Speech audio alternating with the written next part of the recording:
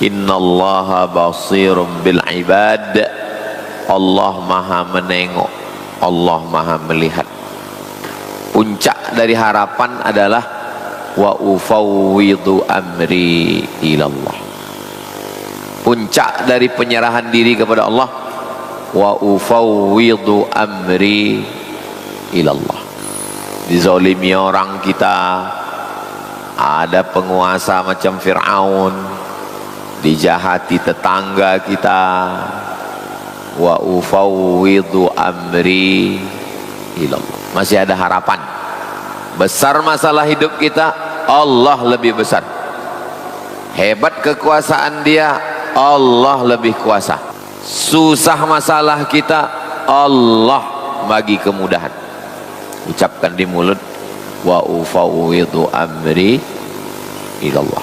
Terus apa yang terjadi kalau kita serahkan pada Allah? Fawaqahu Allahu sayyiati ma makaru. Allah akan menjaga, Allah akan melindungi, Allah akan memelihara. Lama hidup banyak dirasa, jauh berjalan banyak ditengok. Lama kita berjalan nih, saya yakin bapak dan ibu yang udah lama hidup, asal jangan bosan hidup lah. Yang lama sudah menjalani hidup nih merasakan berapa kali kita dianiaya, dizalimi orang, kita serahkan wa ufawwidu amri ilallah. Pembalasan Allah indah, pembalasan Allah luar biasa cantik. Imam Nawawi berkata dalam kitab Riyadhus Shalihin, nafa'anallahu bi'ulumihi fid dharaini. Semoga kita mendapat manfaat ilmunya dunia akhirat.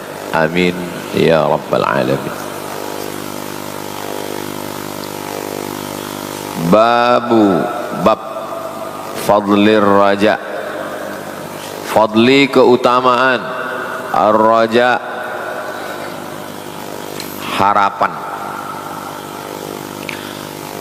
Kita mendekat kepada Allah ini seperti seekor burung terbang dengan dua sayap. Sayap yang pertama khauf, takut. Takut azab kubur, takut pertanyaan mungkar nakir, takut siratal mustaqim jatuh, takut hisab, takut panas api neraka, takut segala amal kita. Yang pertama takut. Kalau cuma takut nanti kita putus asa. Maka satu sayap lagi namanya raja. Ada harapan. Manusia bisa hidup 3 bulan kalau tidak ada nasi. Manusia bisa hidup 3 hari kalau tidak ada air. Manusia hanya bisa hidup 3 detik kalau tidak ada harapan. Nah, jadi bab yang ke-52 ini namanya babu fadlir raja, keutamaan raja. Ada harapan, ada harapan menikah, ada harapan punya anak, ada harapan punya cucu, ada harapan, ada harapan. Orang kalau sudah tidak ada harapan, kiamat. Bab fadlir raja.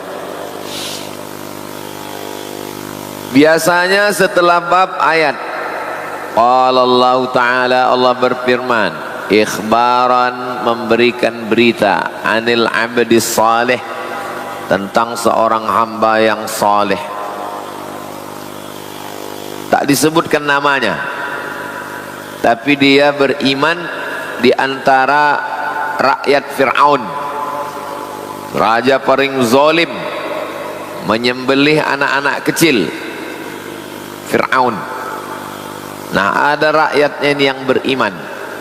Ucapannya dituliskan dalam Al-Quran. Apa kata dia? Wa ufawwidu amri ilallah. Kuserahkan segala perkaraku pada Allah.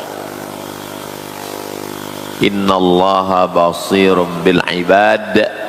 Allah maha menengok, Allah maha melihat. Puncak dari harapan adalah wa ufawwidu amri ilallah. Puncak dari penyerahan diri kepada Allah, wa ufawwidu amri ilallah.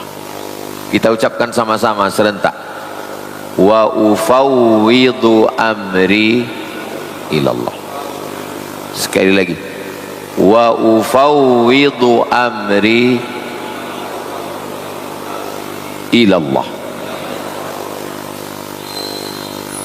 Dizalimi orang kita, ada penguasa macam Fir'aun, dijahati tetangga kita, wa ufawwidu amri ilallah. Masih ada harapan. Besar masalah hidup kita, Allah lebih besar. Hebat kekuasaan Dia, Allah lebih kuasa. Susah masalah kita, Allah bagi kemudahan. Ucapkan di mulut, wa ufawwidu amri ilallah. Kuserahkan perkara kepada Allah. Innallaha basirum bil ibad. Allah maha menengok.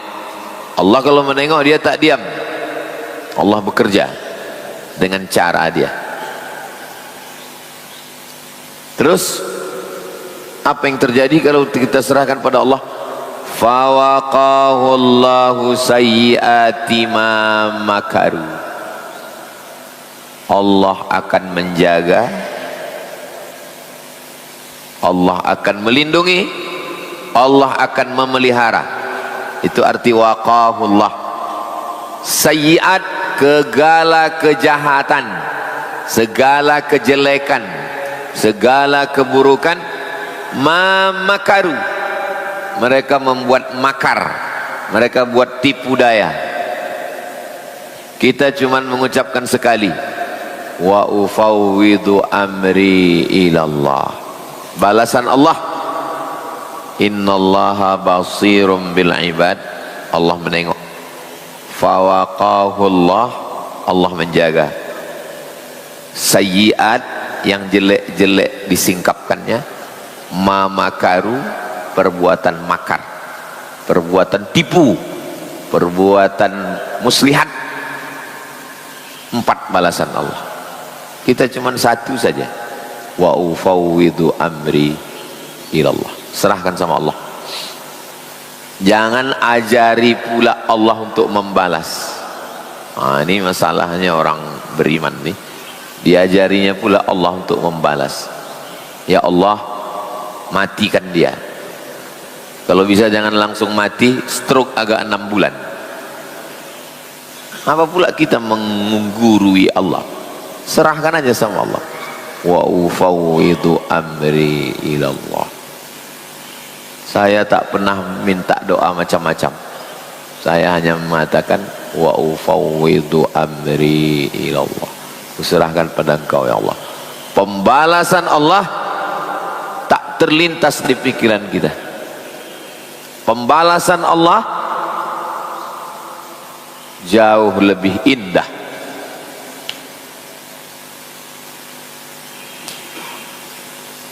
Lama hidup banyak dirasa, jauh berjalan banyak ditengok. Lama kita berjalan nih, saya yakin bapak dan ibu yang udah lama hidup, asal jangan bosan hidup lah.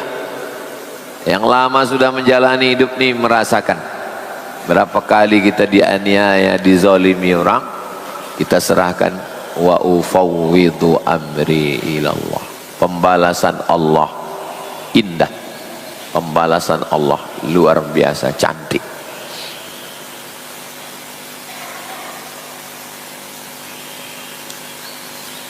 Hadis 440, bihi wa ilaihi, dengan sanad Imam Nawawi sampai ke sahabat Nabi, namanya an Abi Hurairah, dari Abu Hurairah radhiyallahu an, Allah meridainya.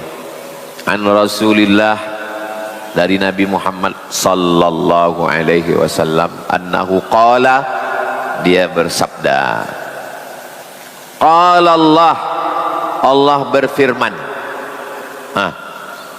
Kenapa pula ada Allah berfirman, Nabi bersabda, ya, habis itu Allah berfirman. Ini ciri hadis qudsi namanya. Fima yarwiha an rabbih, Nabi meriwayatkan dari Tuhannya. Yaqulullahu azza wa jalla, Allah berfirman. Qala Allah, itu salah satu ciri hadis qudsi. Hadis qudsi ucapan Allah, tapi bukan Quran. Tak boleh dibaca dalam sholat. Ghairil maghdubi alaihim waladdallin. Amin. Ana inda husni zanni abdi bi. Juz berapa itu? Ini hadis qudsi yang dibaca dalam sholat, ayat dari Al-Fatihah sampai ke An-Nas. Hadis qudsi, walaupun dia firman Allah, dia hadis qudsi ada dalam Sahih Bukhari, hadis qudsi ada dalam Sahih Muslim, hadis qudsi ada dalam Sunan Abi Daud, hadis qudsi ada dalam Sunan Tirmidzi, hadis qudsi ada dalam Sunan Nasa'i, hadis qudsi ada dalam Sunan Ibnu Majah. Usera, datang ulama-ulama Al-Azhar Mesir, dikumpulkan jadi satu. Itulah dia ensiklopedia hadis qudsi, lebih kurang 400 hadis qudsi. Jadi kalau mau buat majelis kajian hadis-hadis qudsi, bisa juga. Tak perlu lagi cari kitab-kitab, sudah ada satu.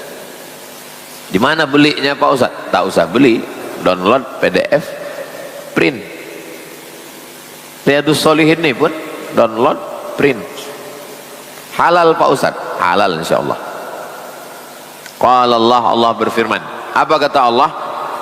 Ana, aku, inda, menurut zanni, prasangka, abdi, hambaku. Aku menurut prasangka hambaku. Makanya kita bersangka baik, jangan pernah sangka buruk sama Allah Ta'ala. Sangka baik. 10 kita berjalan, 10 berjalan, kaki kita lah yang tercucuk duri. Padahal yang sembahyang subuh kita, yang baca Quran kita, yang berzikir kita, yang sedekah kita, pas giliran kena duri, kaki kita kena cucuk. Sangka baik sama Allah. Mungkin Allah ingin menghapuskan dosa, mungkin Allah ingin mengangkat derajat, mungkin Allah menguji sabar. Pahala sabar, innama yuwaffas sabiruna ajrahum bighairi hisab. Yang 9 lagi, mungkin Allah ingin mengasihi mereka syukur, la in syakartum la azidannakum. Kita sabar, syukur 1 balas 1. Tapi kalau sabar bighairi hisab, tak bisa dihitung. Sangka baik sama Allah. Ada orang lahir, maaf cakap, buta, tak bisa menengok. Suatu ketika semua orang mengejek dia. Tengoklah Tuhan tak adil menciptakan kau macam ini. Sampai akhirnya suatu hari datang bangsa kanibal. Bangsa kanibal ini pemakan orang, menyerang kampung, tangkap semua, dihidupkan api unggun, diletakkan di api unggun itu panci besar. Semua orang kampung itu mau dimakan bangsa kanibal. Pas giliran yang satu ini diperiksa, kata ketua suku kanibal, yang ini tak usah kita masak. Kenapa? Tak enak makan orang buta kan? Itu tak ada disebut yang baik. Sangka baik pada Allah. Bersangka baik sama orang pun kita baik, apalagi bersangka baik sama yang menciptakan orang, Allah. Hidup kita ini jurusnya tak banyak-banyak, 5. 1, ikhtiar, usaha. Yang kedua, doa. Yang ketiga, tawakal. Yang keempat, sangka baik sama Allah. Yang kelima, ridho. Ridho habis puncak. Inilah ikhtiar paling kecil. Usaha, buka toko, tanam sawit, tanam kelapa, bukan ini. Setelah itu doa. Habis doa, tawakal. Habis tawakal, sangka baik sama Allah. Kalau udah mampu sangka baik sama Allah, ridho. Ridho itu tawakal. Setelah tawakal, sangka baik sama Allah. Setelah itu ridho. Ridho puncak. Makanya yang baik, yang balik menghadap Allah itu ridho. Ya ayyatuhan nafsul mutmainnah, irji'i ila rabbiki radiyatan mardiyah. Ridho. Tapi sebelum sampai ke ridho itu mesti bersangka baik sama Allah. Apapun yang kita buat nih, sangka baik sama Allah SWT. Dulu dapat tanah tuh cuman depan tuh buka 37, ke belakang tuh 100. 37, 100. Yang sebelah sana tak mau jual, yang belakang tak mau jual, yang ini pun tak mau jual.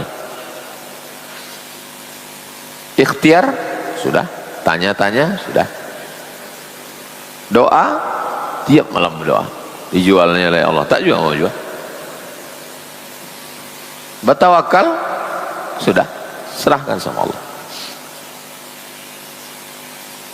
Bila serahkan pada Allah, sangka baik. Karena tak bisa dapat tanah, maka terpaksa bangunan yang mesti naik ke atas. Kalau dapat tanah lebar, bangunan selantai aja satu. Untuk apa buat tinggi-tinggi kalau tanah kita lapang? Karena tanah sempit, paksa naik ke atas. Itulah maka gedung itu 4 lantai, karena tak ada tanah naik ke atas. Sesudah dibangun ke atas, baru dapat tanah. Apa hikmahnya? Kalau dulu dapat tanah lebar, bangunannya cuma 1 lantai semua.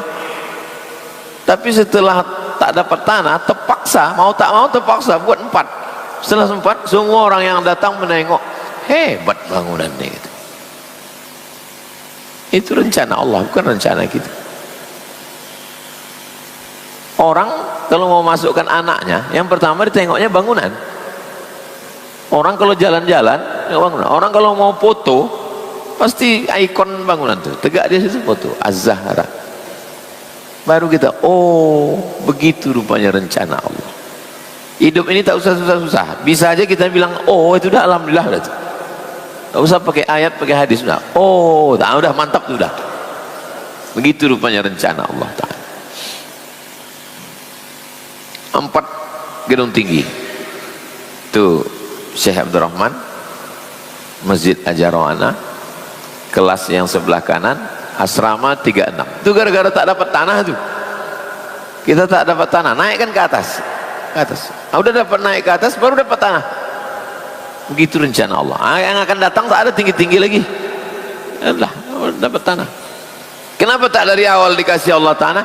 Kalau dari awal dapat, bangunannya cuma selantai-selantai. Kalau selantai, orang nengok, cemana Mahat Az-Zahra? Entah, macam SD aja kita tengok. Itu Allah punya rencana. Bukan rencana kita itu. Allah. Wa ufawwidhu amri ilallah. Tapi kita bisa bercakap begitu sesudah terjadi. Cakap begitu itu sudah terjadi. Jangan belum apa-apa pas ditanya, "Cemana planning ke depan?"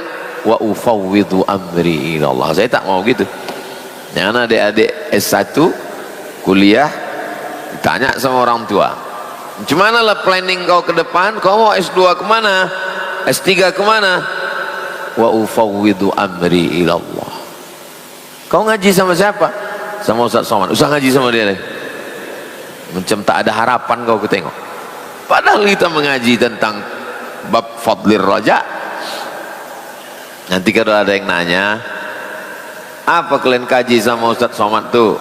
Kitab Riyadhus Shalihin. Udah sampai bab mana? Bab fadlir raja. Kalau tak ingat ya sekitar 400-an lah. 440. Ana inda zanni abdi bi. Aku menurut prasangka hambaku kepada aku. Sangka baik pada Allah. Tapi sangka baik ini tetap mengikut syariat. Sangka baik tetap mengikut syariat. Jangan sangka baik di luar syariat. Tak betul, sesat. Sembahyang subuh jam 7 tiap hari. Kau kenapa sembahyang subuh jam 7? Aku bersangka baik Allah menerima.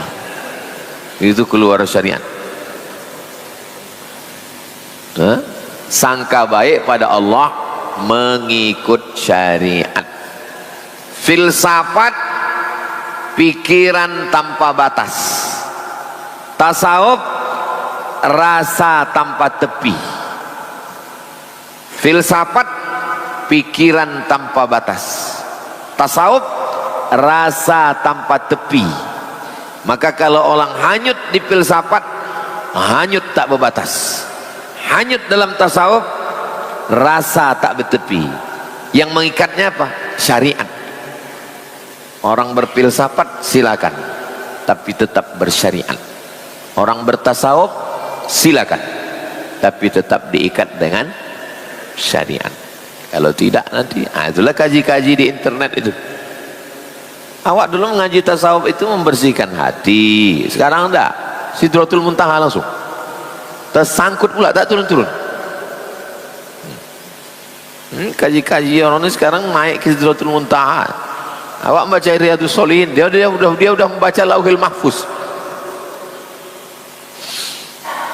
Ana inda zanni abdi bi wa ana ma'ahu hina yadhkuruni. Aku bersama dia ketika dia mengingat aku. Yadhkur tu menyebut di mulut. Subhanallah, alhamdulillah, la ilaha illallah, wallahu akbar. Subhanallah, subhanallah, subhanallah, alhamdulillah, alhamdulillah, alhamdulillah, Allahu akbar, Allahu akbar, Allahu akbar. Afdalu dzikri fa'lam annahu la ilaha illallah. Itu namanya yadhkur, menyebut, mengingat. Sini mengingat tuh di sini atau di sini? Dari sini naik ke sini. Sini ada namanya brain heart. Brain otak, heart hati. Brain heart otak di dalam hati. Ini yang di tengah nih hati.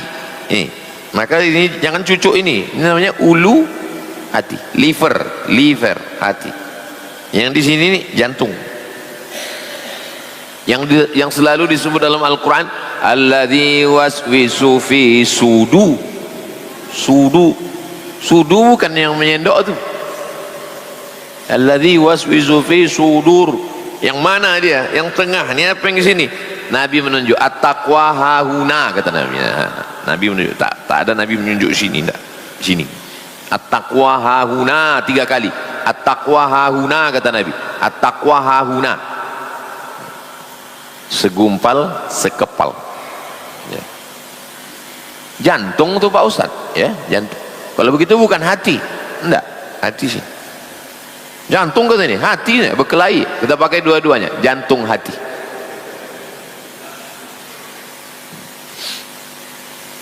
Lapisan luarnya namanya sadr, jamaknya sudur. Alladzi waswisu fi sudur. Lapisan luar. Masuk dia ke dalam qalb namanya. Ala fil jasadi mudghah. ketahuilah di dalam jasad itu ada segumpal, sekepal. Idza salahat salahal jasadu kulluh. Kalau dia baik, yang lain ikut baik. Wa idza fasadat fasadal jasadu kulluh. Kalau dia rusak, yang lain ikut rusak.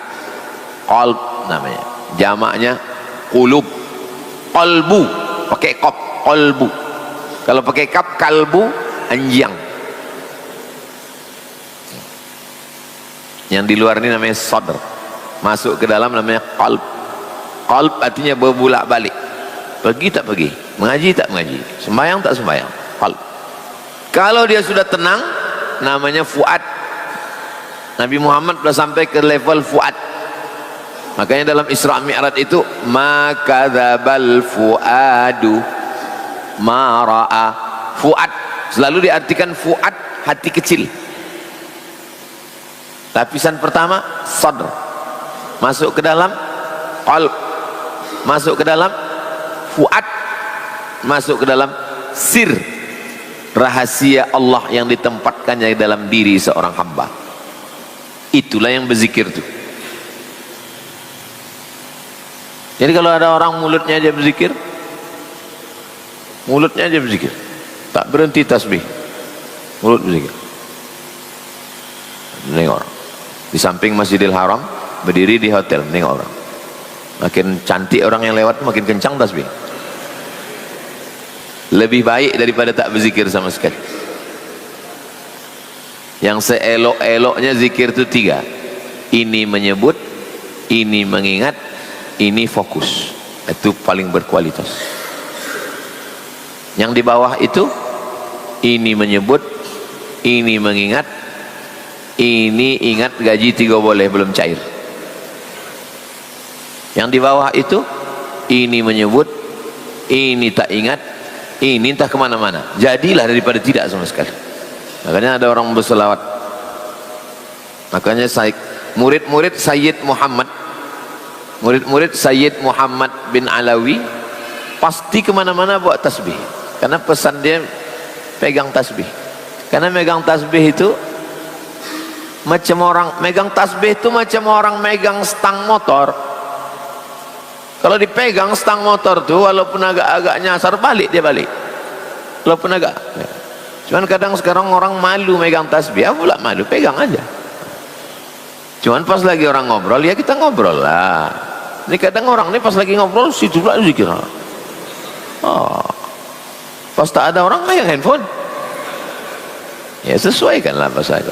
Tapi saya perhatikan murid-murid Said Muhammad tuh yang tua-tua sampai yang muda-muda tak putus megang. Kenapa? Terjaga hati. Murid. Wa ana ma'ahu haitsu yadhkuruni. Aku bersama dia ketika dia menyebut aku. Aku zikirku tasbih Ustaz. Subhanallah wa bihamdihi subhanallahil azim. Bagus. Aku zikirku salawat Ustaz.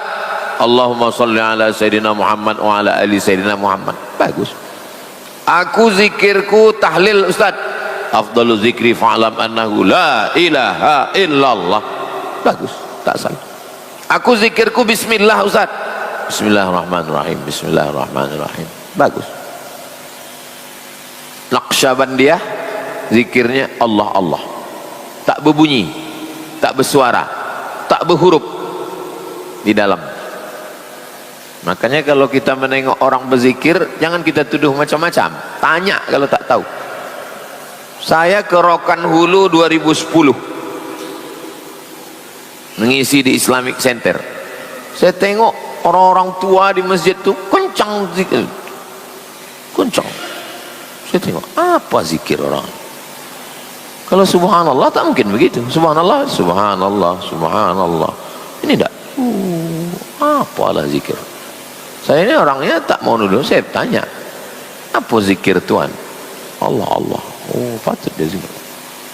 Satu hari berapa? 5 kata. Oh, sikit. 5.000. Orang nak saban dia 5.000 untuk mengejar target. Patutlah dia diam. Orang-orang nak saban dia tu, kalau kita duduk diam, tak banyak cakap. Ya, rupanya dia ngejar target. Mengejar 5.000. Makanya 10 sini 100, 200, 300, 400, 500, 600, 700, 800, 900, 1000. Asal udah dapat dia 1000, dia ingatnya 1000, 2000, 3000, 5000, habis kewajiban dia itu hari itu. Allah, Allah, Allah, Allah, Allah. Tak ada dalilnya zikir Allah, Allah itu. Mana ada dalilnya? Alladzina yadhkuruna Allah. Itu alladzina yadhkuruna Allah, Allah, Allah, Allah, qiyaman, tegak, wa qu'udan, duduk, wa ala junubihim, berbaring, tegak, duduk, berbaring, Allah, Allah, Allah, Allah, Allah, Allah, Allah. Itu naik motor, Allah, Allah, Allah, Allah, Allah.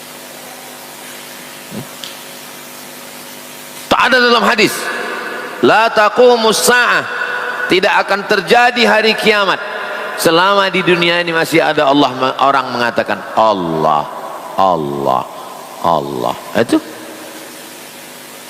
ya pokoknya tak ada lah. Apalah, tak ada kok. Jadi jangan bilang tak ada.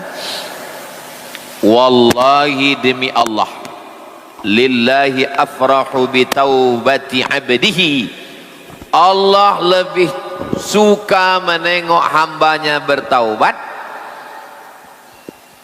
min ahadikum yajidu dhallatahu bil falati. Ada orang kehilangan onta di gurun pasir, hilang kambing, hilang onta, tiba-tiba dapatnya pas lagi jalan-jalan, dapat. Oh, senangnya hati, dapat kambing, dapat onta, senang.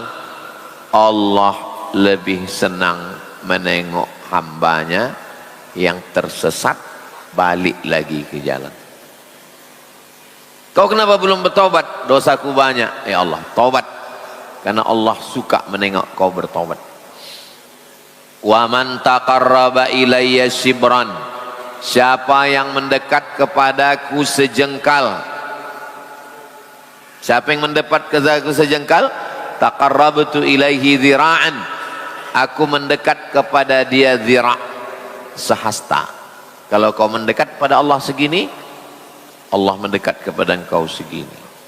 Wa man taqarraba ilayya dhira'an, siapa yang mendekat kepada Allah segini, taqarrabta ilaihi ba'an, aku mendekat kepada dia segini. Ini jengkal, ini hasta, ini depa, sedepa, selengan, setangan.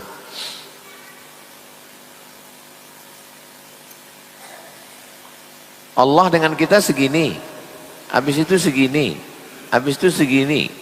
Kalau begini kita memahami hadis ini, kita masuk dalam kelompok mujassimah. Mujassimah jisim, jisim fisik badan. Saya dengan ustadz jarak kita segini, saya dengan bapak jarak kita 2 gini. Berjarak kita dengan Allah. Dengan Allah itu dekat tak bersentuh, jauh tak berjarak.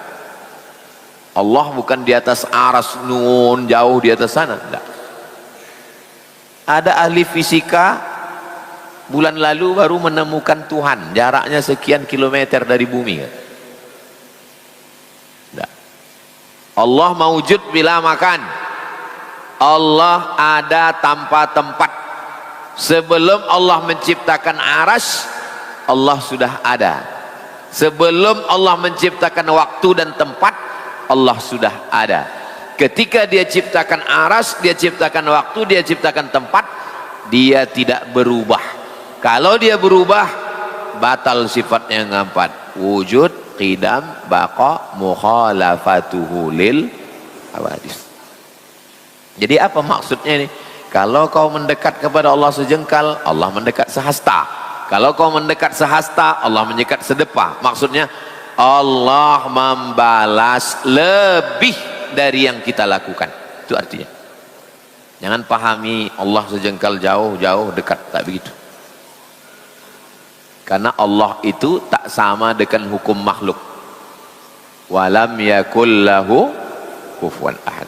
Laisa kamitslihi syai'un. Itu maknanya. Kalau kita mendekat sama Allah sejengkal, Allah balas sehasta. Kalau kita mendekat sehasta, Allah balas sedepa. Bukan tentang jarak. Maksudnya Allah membalas lebih dari yang kita lakukan. Wa idza aqbala ilayya yamshi, kalau hambaku itu datang kepadaku, yamshi, berjalan, aqbaltu ilaihi uharwil, aku berlari. Jangan tetapkan pula sifat ada Allah, sifat berlari, maraton Tuhan. Bukan gitu pemahamannya. Allah berjalan, Allah berlari. Maksudnya Allah membalas lebih dari yang kita lakukan. Kalau kita berjalan, Allah berlari. Na'udzubillah dari sifat berlari. Subhanallah, maha suci Allah dari sifat berlari. Yang tetapkan pada Allah ada sifat berlari, mesti ditakwil. Maksudnya Allah membalas lebih dari yang kita lakukan. Hadis ini muttafaqun alaih. Kualitas paling tinggi ada dalam Sahih Al-Bukhari, ada dalam Sahih Muslim. Wa hadza lafzu ihda riwayati Muslim. Lafaz yang ada dalam hadis ini, jangan nanti waktu ditengok Sahih Bukhari kok tak ada, karena ini ada dalam lafaz teks Sahih Muslim. Wa qad taqaddama syarhuhu fil babi qablah, sudah dijelaskan dalam bab sebelum ini. Sudah pernah kita bahas tentang mendekat sejengkal sehasta sedepan. Wa ruya fi sahihain, dalam Sahih Bukhari, dalam Sahih Muslim, bunyi teksnya, wa ana ma'ahu hina yadhkuruni, aku bersama dia ketika dia menyebut aku. Kalau Allah tak menyebut kita, Allah bersama kita juga. Kita tak menyebut Allah, wa huwa ma'akum aina ma kuntum, Allah bersama kamu dimanapun kamu berada. Lalu apa maknanya? Rahmat Allah menyertai orang yang berzikir. Makanya kaji kita subuh Rabu, kaji zikir. Saya pesan ke Tuan Imam, Subhanallah 33, Alhamdulillah 33, Allahu Akbar 33, La ilaha illallah 100, baca doa. Supaya majelis kita ini majelis zikir. Majtama'a qaumun fi baitin min buyutillah, sekelompok orang berkumpul di rumah Allah. Berkumpul. Setelah berkumpul, yatsluna kitab Allah, membaca ayat-ayat. Wa yatadarasunahu fima bainahum, mengkaji isinya. Majelis zikir. 4 balasan Allah. Nazalat alaihimus sakinah, turun ketenangan ke dalam hati. Ghasyiyat bihimur rahmah, mereka diliputi rahmat Allah.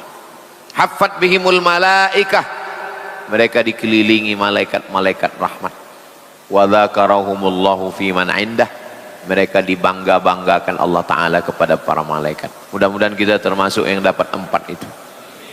Itulah maknanya wa ana ma'ahu, di aku bersama dia ketika dia mengingat aku merahmati dia, aku meridhai dia, aku mencintai dia. Jadi kalau mau dapat rahmat Allah, mau dekat dengan Allah, mau dapat ridha Allah, zikir, banyak-banyak berzikir. Bin nun, wa ana ma'ahu hina yadhkuruni, wa fir riwayat haitsu. Tulisannya mirip, ha macam sampan, satu barisannya haitsu, yang satu lagi sa-nya tuh pakai nun, hina. Haitsu sekira-kira, hina ketika. Macam mana dia berzikir dengan aku, begitulah aku menyayangi dia, mengingat dia, meridhai dia. Satu pakai nun, hina, yang satu pakai sa, haitsu. Wa kilahuma sahih, dua-dua riwayat ini sahih, tidak ada yang salah. Dua-duanya betul, kata Imam An-Nawawi. Bisa jadi satu judul skripsi.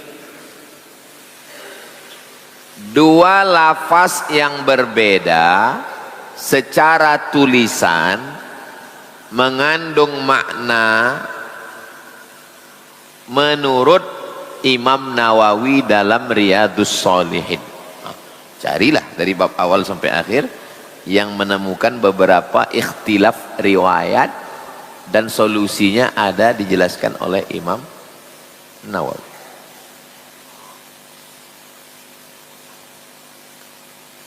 Cukup jam 6:10.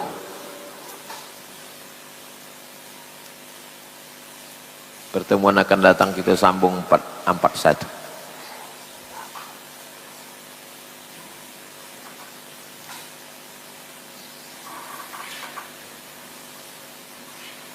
Shaf jamaah baris kedua itu mulainya dari ujung kanan imam. Ini imam ke sana. Dari ujung kanan atau dari ujung kiri atau dari tengah. Dari tengah belakang imam.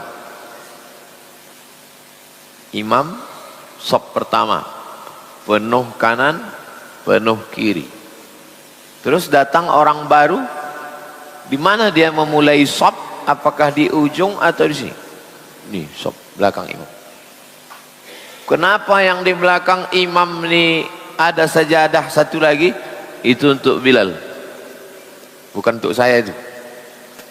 Bilal, imam kita dua, satu imam, satu Bilal. Bilal itu sini. Kenapa mesti dia di situ? Karena kalau yang berdiri di situ tiba-tiba ada jamaah entah dari mana, karena tak ada, berdiri dia di situ.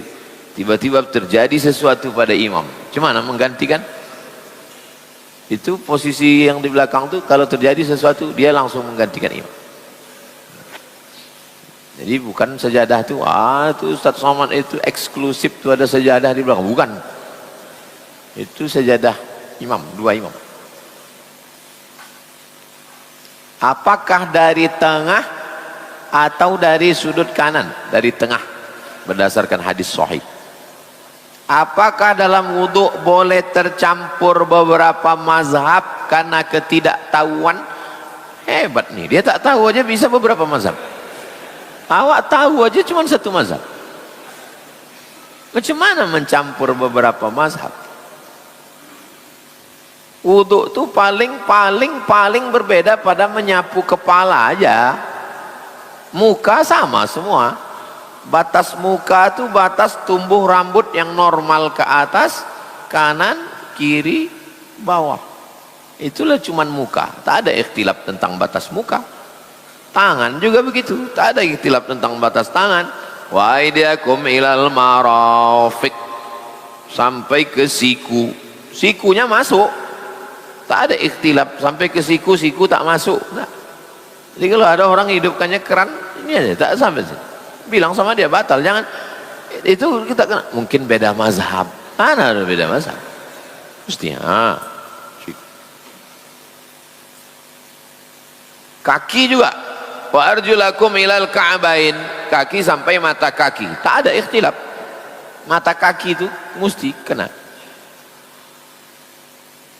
Yang ikhtilaf itu cuma tentang kepala. Kenapa mereka ikhtilaf? Ya karena hadisnya beda. Hadis yang pertama, Nabi membasahi tangannya. Habis dibasahinya tangannya, disapunya, diusapnya dari depan ke belakang, maju ke depan, nyambung ke telinga. Hadis pertama. Hadis yang kedua, Nabi membasahi tangannya, habis itu dimasukkannya tapak tangannya di bawah sorbannya, walam yangqud imamatahu. Sorbannya tak dibukanya. Ini sorbannya diginikannya aja.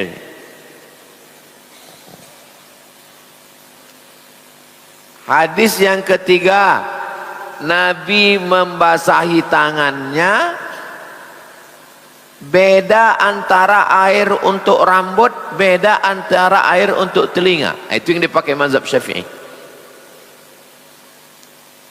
Hadis yang keempat, Nabi membasahi tangannya dan dia menyapu, yamsah imamatahu, diusapnya sorbannya.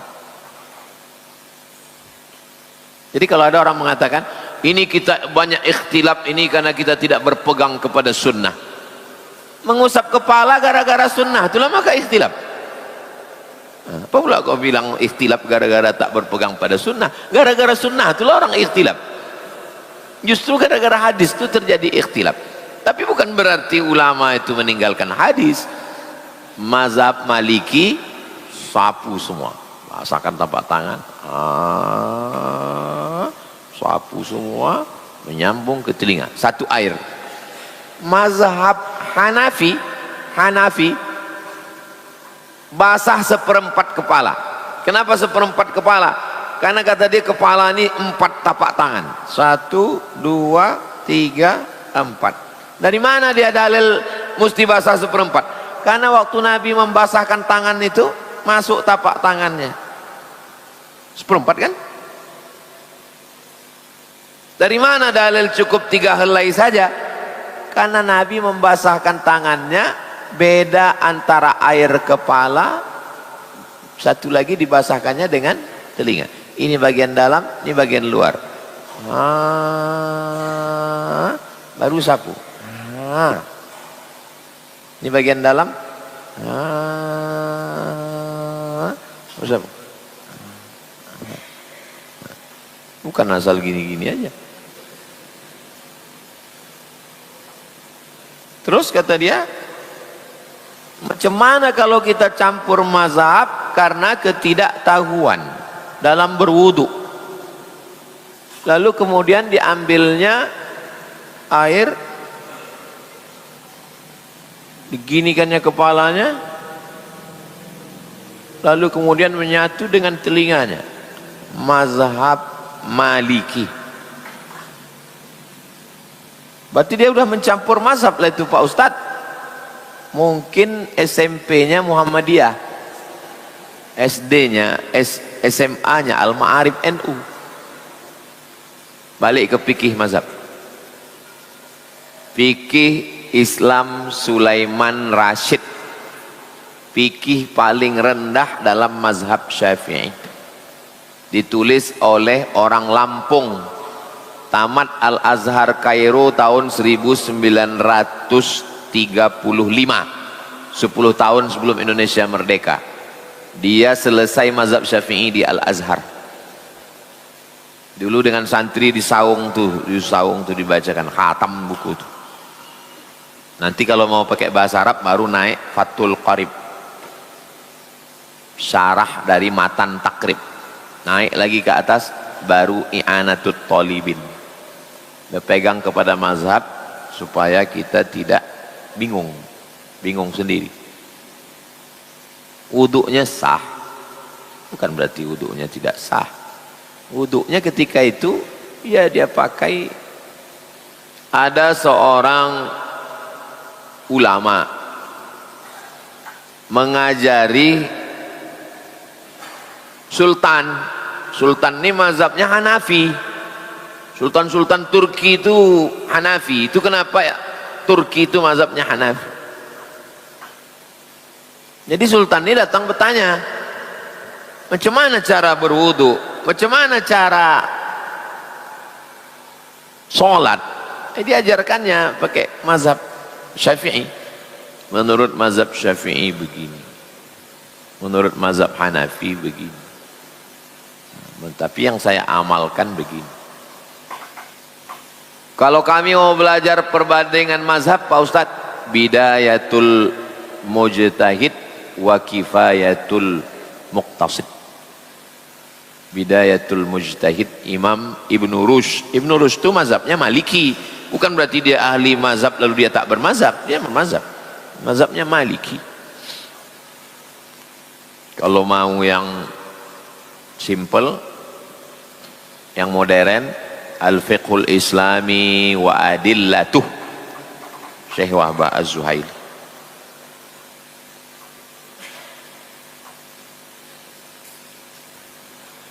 Bagaimana kita bisa menerima takdir yang baik dan buruk terhadap diri kita? Yang pertama di sini, yang kedua di sini. Yang di sini, tanamkan di sini di kepala nih, bahwa yang terjadi pada diriku ini sudah ditetapkan Allah di Lauhil Mahfuz 50.000 tahun sebelum Allah menciptakan langit dan bumi. Antum dapat undangan,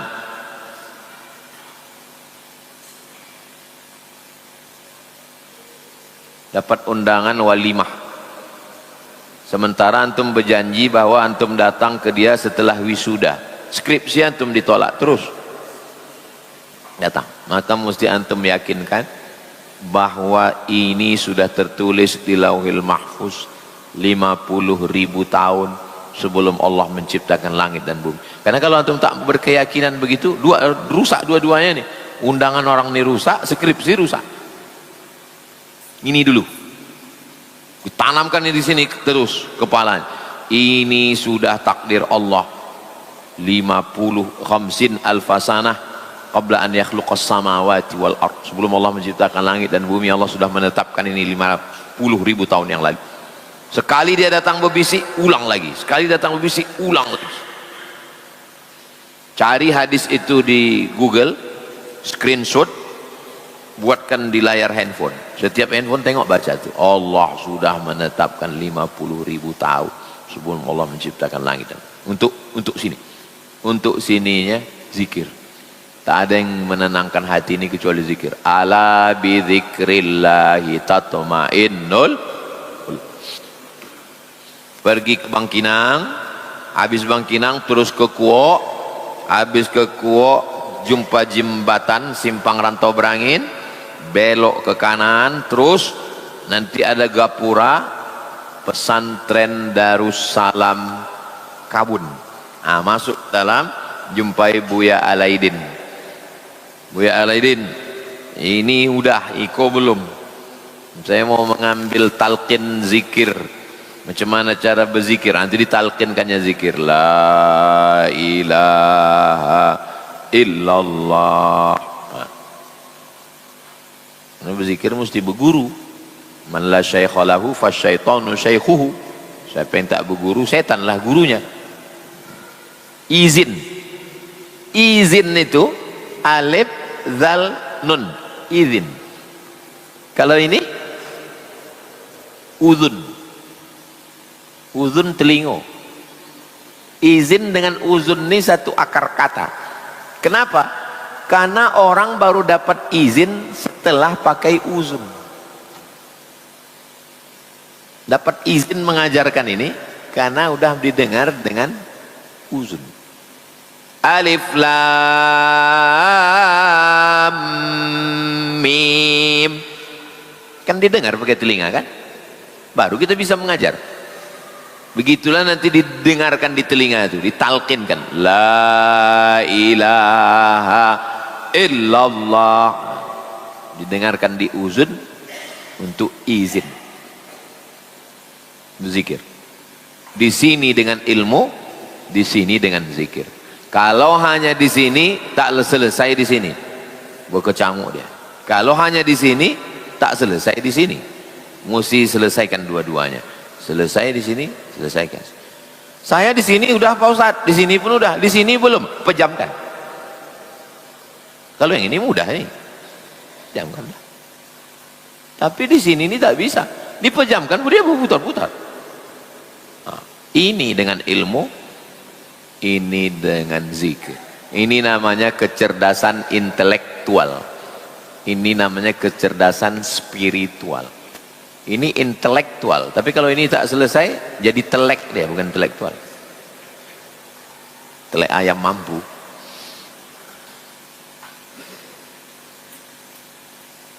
Terkadang hidup ini banyak melihat ke atas. Nah, ini belum selesai.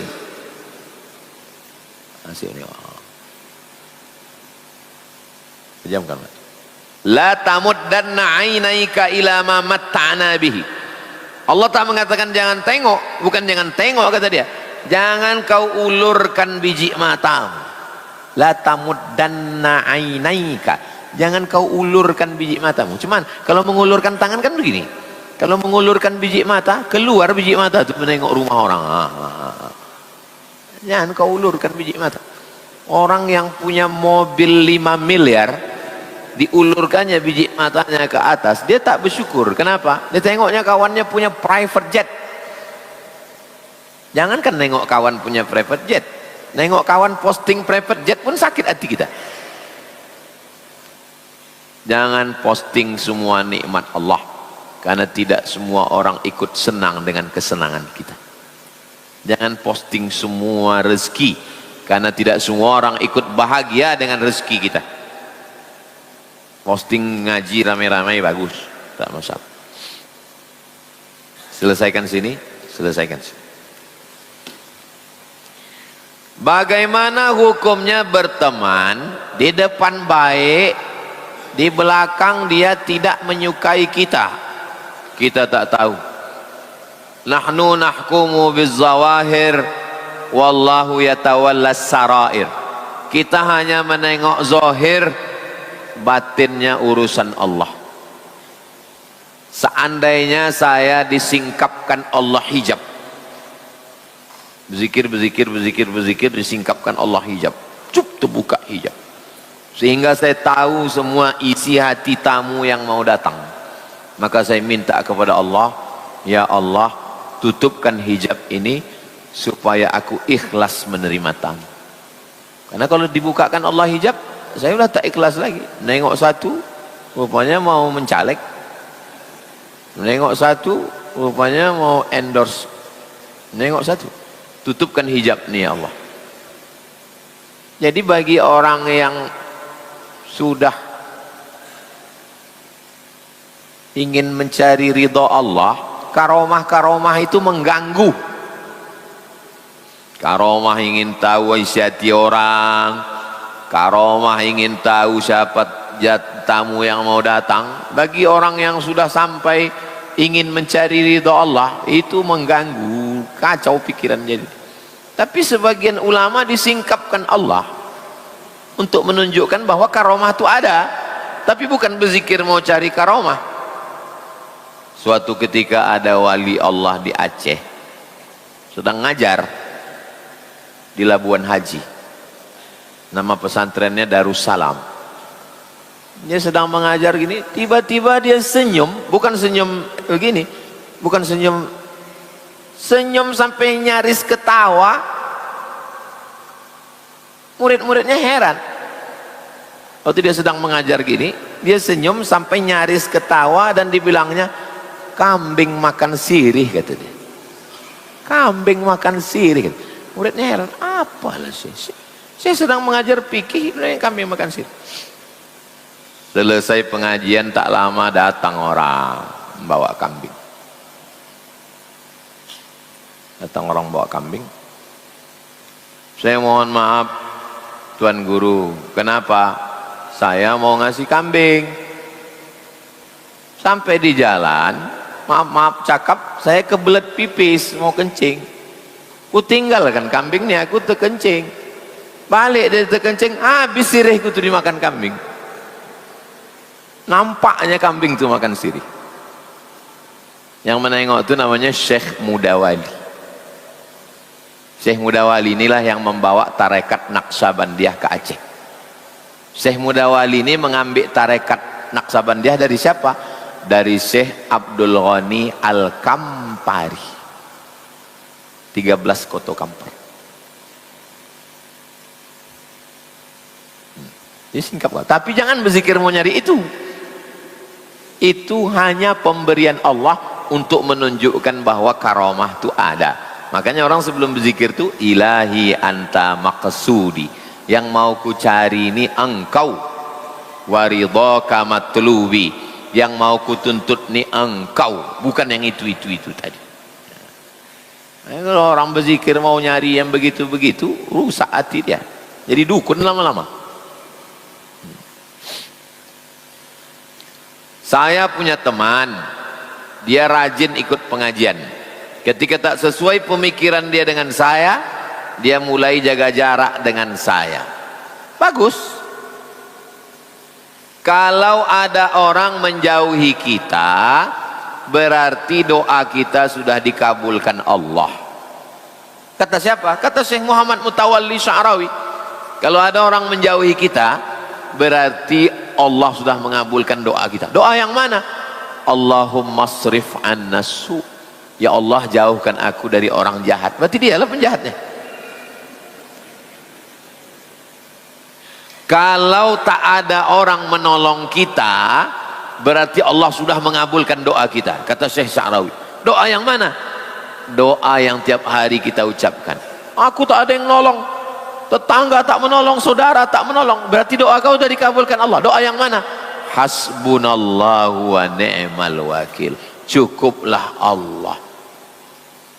Kalau bolehlah kita mendengar Allah itu bercakap, selama ini kau bilang cukup aku, sekarang pas giliran cuma aku, kenapa kau heran? Kan kau yang selama ini minta cukup aku.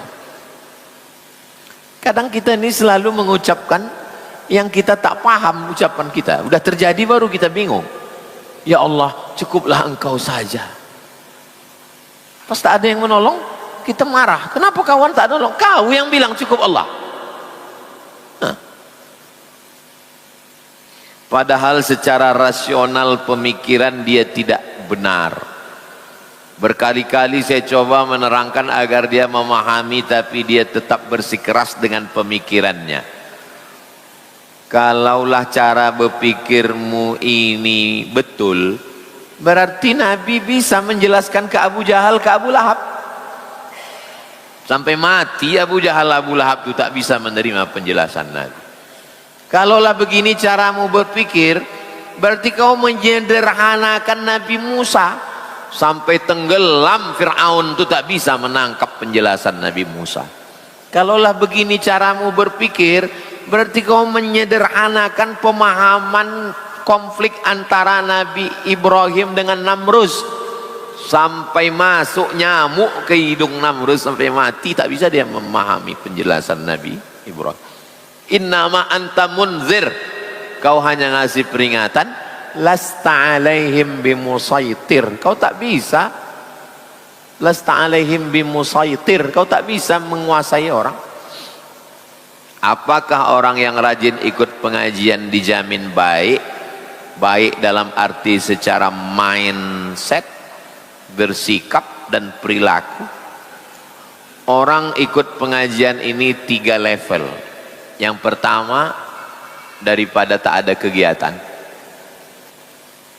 daripada aku di rumah menonton sinetron pun dia dapat pahala, langkah kakinya dapat. Yang kedua,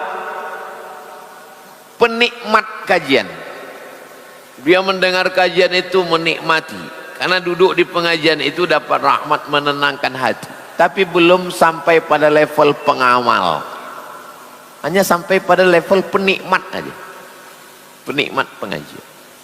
Yang level yang ketiga, pengamal. Pengamal secara intelektual, pengamal secara spiritual. Ada orang ngaji ini yang diterimanya yang spiritual aja, masalah sabar, masalah qanaah, masalah zuhud. Tapi masalah pemikiran dia tetap liberal. Pemikiran liberal tapi hati. Makanya kita disuruh ini connect semuanya. Ya ayyuhalladzina amanu dukhulu fis silmi kafah. Kafah itu artinya Pak Ustaz totalitas. Mudah aja ngartikan. Kafah itu kabeh, semuanya. Ininya ikut mengaji. Jangan sampai ini spiritual, ini liberal. Nauzubillah. Bukankah orang yang ngaji ikut pengajian itu sudah memahami makna yang baik dan yang buruk? Ini cara berpikir yang terlalu sederhana. Hidup ini tidak hitam putih, tidak sesederhana yang kita bayangkan.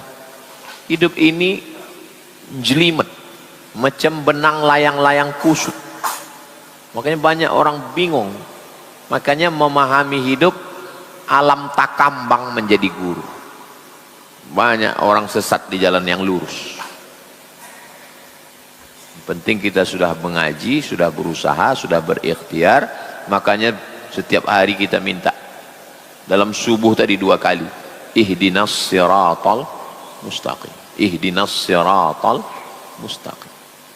Allahumma hdina fiman hadait. Hidayah. Itu yang paling penting, dapat hidayah.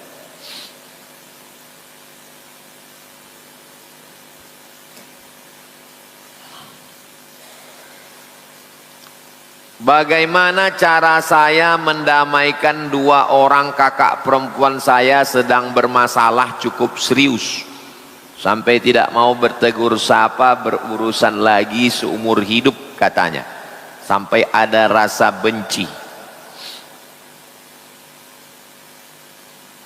Ayah, atuk, abang, adik, abang ayah, adik ayah, 6 orang ini wali.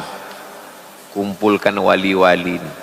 Bang, ayah, atuk, abang ayah, adik ayah, abang, adik. Duduk. Dudukkan ini yang berkelahi. Wa aslihu dzata bainikum. Damaikan orang yang berkelahi. Wa'tasimu bihablillah. Berpegang teguh pada jalan Allah. La yahillu limuslimin ayyahjura akhahu fawqa 3 layalin. Tak boleh mendiamkan lebih dari 3 hari 3 malam. Damaikan dia, dudukkan balik. La yadkhulul jannah qati'ur rahim. Tak masuk surga orang yang memutus tali silaturahim. Dudukkan. Ini duduk. Apa masalahnya? Selesaikan inti masalah. Jangan nasihati orang langsung. Jangan nasihati, dengarkan dulu. Apa masalahnya? Apa masalah? Selesaikan inti masalah. Jangan diceramahi orang. Tidak masuk surga orang yang tidak mendamai berkelahi. Tanya dulu apa masalah? Apa masalah? Duit belum bayar. Bayar dulu. Udah bayar baru damaikan. Inti masalahnya duit. Bagaimana tuntunan dalam Islam ketika seorang mertua perempuan tidak menyukai menantu laki-lakinya? Padahal sang menantu sudah berusaha berbuat baik dan menjaga adab. Apa sikap yang terbaik yang harus dilakukan agar tetap menjaga keharmonisan rumah tangga dan tidak melanggar syariat? Kita hanya bisa mengatur yang di dalam. Kita tak bisa mengatur yang di luar. Kalau kita jadi imam, berzikir, kita yang pikirkan di sini. Tak perlu kita pikirkan makmum. Kenapa di sebagian masjid imamnya berzikir cuma 15? Saya hitung tuh hari Jumat 15 saja. La ilaha illallah, la ilaha illallah. Asal 15 berhenti. Kenapa? Karena imamnya memikirkan makmum. Asal dengarnya, berzikir tak orangnya. Udahlah 15 sajalah. Kita tak bisa memikirkan orang. Kalau saya pikirkan perasaan orang, lama asam lambung saya naik. Kita tata yang di sini.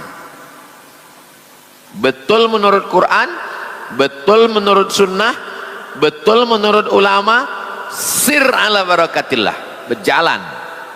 Anjing menggonggong, kapilah berlalu. Kalau mau diikutlah perasaan orang, wa in tuti aktsara man fil ardi yudilluka an sabilillah. Ibu mertua, aku sudah benar menurut Allah, aku sudah benar menurut Rasulullah, aku benar menurut guru-guruku. Sudah kutanya guruku, kutanya sama guruku, pimpinan pondok pesantren di Rimbo Panjang, LCMA dari Al Azhar, Al Mukarram Ustadz. Aku pun sudah bertanya ke Ustadz Riki, kata mereka aku ini benar. Sudah 2 orang bersaksi aku tak salah, Bu. Kalau ibu tetap membilang aku salah, aku serahkan wa ufawwidu amri ilallah. Aku serahkan ibu kepada Allah. Tapi ingat Bu, beberapa orang yang udah kuserahkan kepada Allah 2 gendangnya, kalau tak ICU mati. Jangan diancam dia begitu. Lembut-lembut aja. Karena kalau kita ikut cakap orang nih, ini rumah saya. Di samping rumah saya nih ada nenek-nenek sudah tua, umurnya 70, namanya Halimah. Allah maghfirlaha warhamha wa'afiha wa'fu anha. Ceritalah dia sama emak saya masih SD, tapi telinga saya ini menangkap tentang keris kepala bayan. Burung bayan itu macam burung kakak tua, tapi orang Melayu menyebutnya burung bayan. Burung kakak tua, burung serindit, burung bayan itu kepalanya sama, giginya begini. Nenek ini bercerita tentang keris kepala bayan. Mertua ini bonci sama menantu nih, bonci sebenci-bencinya. Akhirnya menantunya tadi pergi ke pulau. Di pulau itu dia bertanam, tanam cabai, tanam petulo, tanam gambas, tanam ubi. Akhirnya tanaman tadi dijualnya ke pasar, dapat duit banyak, ditempahkannya lah keris kepala bayan. Keris kepala bayan bentuk tapi dari emas. Habis itu pergi dia ke rumah mertuanya, dipakai, dijamulah makan berjambar. Habis itu dibukanya keris nih, kata dia, kepala bayan, ini makan berjambar nih untuk kau nih. Dicucuk-cucukkannya kepala bayan tuh ke piring. Kalau antum mau cobalah ke rumah mertua pakai keris kepala bayan, tapi dari emas. Saya tempahkan keris kepala bayan 20 biji di Pulau Natuna. Bisa buatkan keris kepala bayan, Pak? Bisa. Itulah yang tamu-tamu datang, saya pasangkan keris kepala bayan. Habis dah 20 biji. Tapi kepala bayannya dari kayu. Kalau dari emas tumpur lah kita.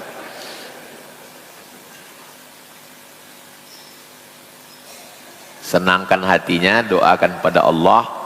Berarti antum sudah lulus masalah sholat, lulus masalah puasa, lulus masalah zikir, lulus masalah sedekah, lulus. Dibuatnya menghadapi mertua supaya apa? Supaya kita berdoa, supaya sujud lebih lama. Kenapa setiap manusia ini ada masalah hidupnya? Istri baik, anak baik, mertua mak lampir. Supaya kita ini merasa tidak bisa mengendalikan semua. Kenapa orang jahil bisa memimpin orang alim? Fir'aun jahil memimpin Musa. Namrud jahil memimpin Ibrahim. Kenapa orang jahil bisa memimpin orang alim? Ditanyakan kepada ulama. Apa kata ulama? Supaya orang tahu bahwa Allah Maha Kuasa. Begitu juga dengan hidup ini. Tak semua hidup ini bisa kita kendalikan. Anak baik, istri baik, mertua baik, menantu baik, semua baik. Tetangga hantu. Tak semua bisa kita kendalikan. Supaya apa? Supaya kita sadar bahwa kita tidak bisa mengatur segalanya. Ujung-ujungnya wa ufawwidu amri ilallah. Tulis besar-besar baliho, kuserahkan mertuaku ini kepada Allah. Besok dibalasnya juga, kuserahkan menantuku ini pada Allah. Bagus, masing-masing berserah pada Allah mereka. Terakhir, anak yang berkebutuhan khusus wajib sholat tak Pak Ustadz? Soalnya anak itu tidak mengerti dan akalnya kurang. Siapa yang wajib sholat? Muslim, baligh, berakal. Dia baligh dia, umurnya sampai. Baligh itu artinya bulughh, sampai umurnya 15, 20, tapi akalnya tak ada. Badannya besar, akalnya anak kecil. maka dia tak wajib sembahyang. Tapi tetap ajarkan dia sembahyang, karena Nabi menyuruh muru auladakum, suruh anak kamu sembahyang, wahum abna'u sab'a sinin, wadribuhum fil ashrah, pukul 10. Ajarkan dia berwudu, ajarkan dia sembahyang, suapkan makannya, gantikan pempesnya, pel badannya, gosok celah-celah, pakaikan dia deodoran, kasih minyak wangi, peluk, cium dia. Dia tak pernah meminta kamu jadi ayahnya, dia tak pernah meminta kamu jadi ibunya, dan kamu pun tak pernah meminta dia jadi anakmu. Allah yang mengirimkan. Andai saya diuji, saya pun belum tentu mampu. Berarti kalian menurut ilmu Allah kalian kuat.